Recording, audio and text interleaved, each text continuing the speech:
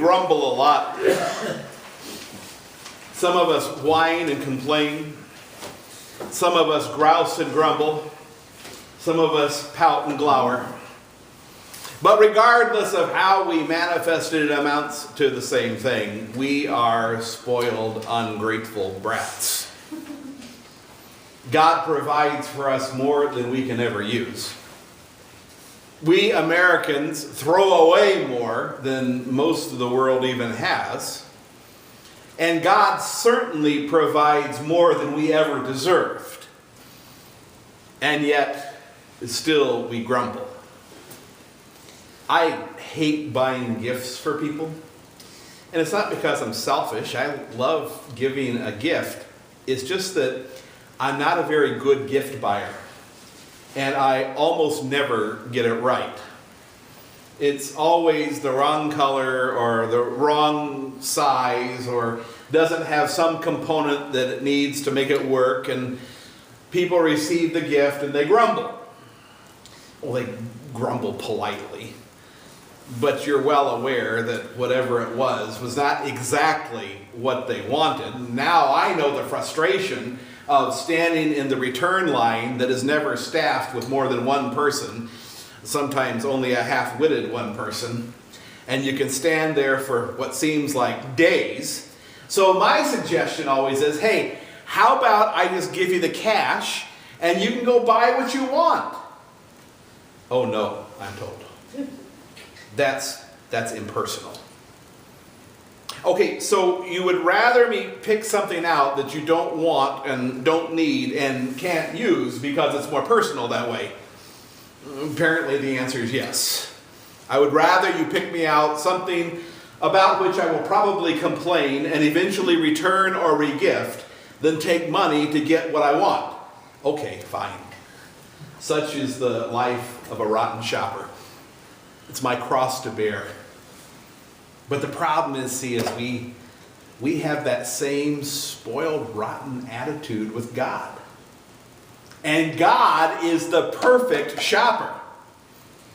He gives us exactly what we need. And if we do not want whatever He gives us, we're in the wrong for not wanting what is right. Because God knows that we need it. And God gives us every good and perfect gift, and still we grumble. He gives us exactly what we need, exactly what improves our lives, adds beauty to our world, and we grumble because it's not what we think we wanted. We prayed in the collect for today, in case you didn't notice. Your mercies are new every morning, Lord. But that's not really what we mean. What we really mean is, your mercies are lovely, Lord, but could you just give me what I want?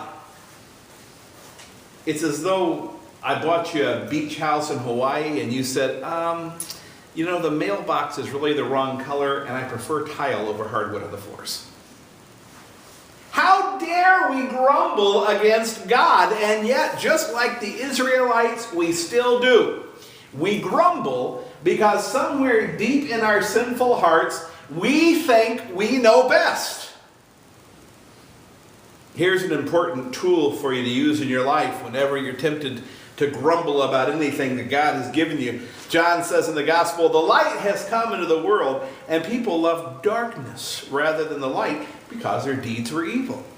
For everyone who does wicked things hates the light and does not come into the light, lest his deed should be exposed. But whoever does what is true comes to the light, so that it may be clearly seen that his deeds have been carried out in God. By nature, we love darkness. By nature, we are wicked.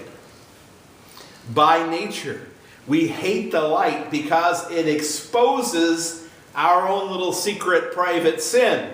So anytime we are tempted to grumble against God, we can be absolutely certain that our human nature is seeking darkness, not light.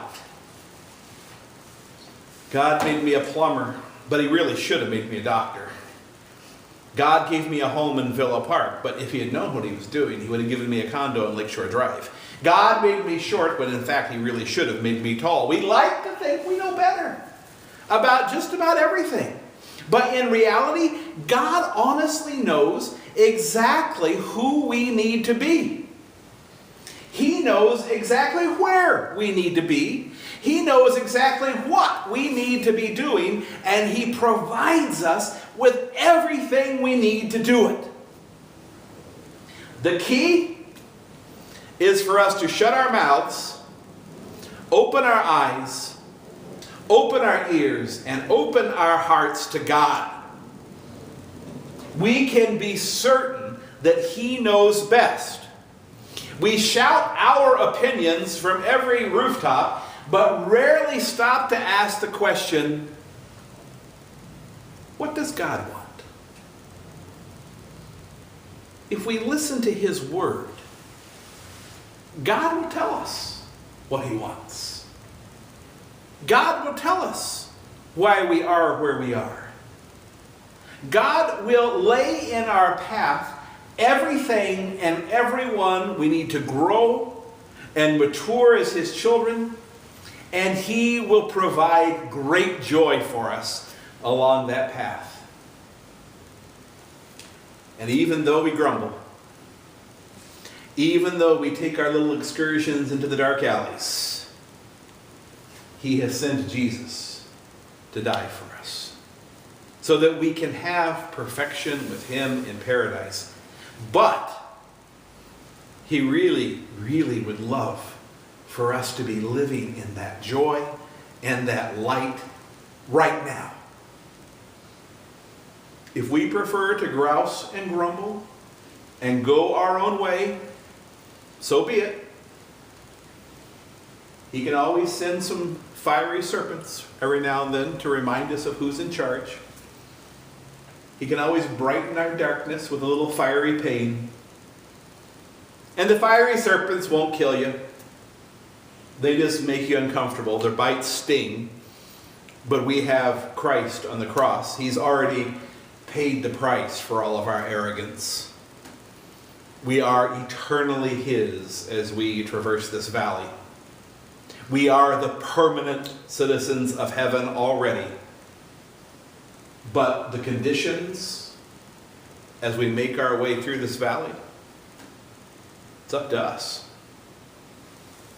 We can choose to listen carefully to God's voice in this world. We can choose to strive to joyfully and thankfully submit to his will. Or we can do our own thing and walk among the fiery serpents.